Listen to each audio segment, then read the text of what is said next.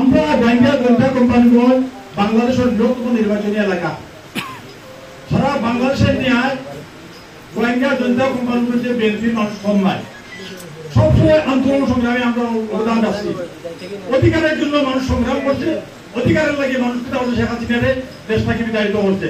ছাত্র হলে বলা কোটা আন্দোলন করছি, মেধাবী ছাত্র হলে চাকরি পায় না, যার কারণে কোটা আন্দোলন শুরু করছে। কোটা আন্দোলন জয়ী হয়েছে।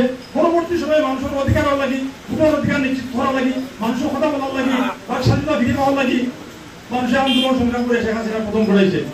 আমরা একটা কথা হইল কি, অধিকার কেউ কাউকে দেয় না, অধিকার আদায় করে নিয়ে আসতে হয়।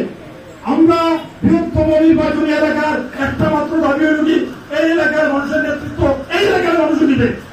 যার কারণে আমরা এই এলাকার যে কোনো মানুষের ঠিকাদান থেকে আমরা আন্দোলন সংগ্রাম করা লাগে আমরা হতে প্রস্তুত। আমি আমার বক্তব্য দীর্ঘায়িত হলেন না, সবাইকে আবার ধন্যবাদ জানিয়ে আমার বক্তব্য শেষ হচ্ছে। আল্লাহ হাফেজ। বাংলাদেশ জিন্দাবাদ। বাংলাদেশ